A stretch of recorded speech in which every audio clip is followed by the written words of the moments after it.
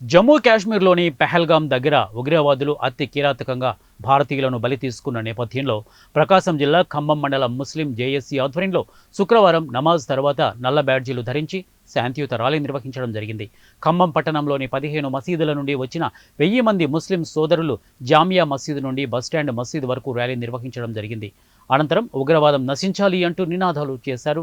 ఇక మృతుల పవిత్ర ఆత్మకు శాంతి కలిగేలా ప్రత్యేక ప్రార్థనలు చేసి నివాళులు అర్పించారు. ఈ కార్యక్రమంలో మండలంలోని సుమారు 1000 మంది ముస్లిం సోదరులు తదితరులు పాల్గొన్నారు.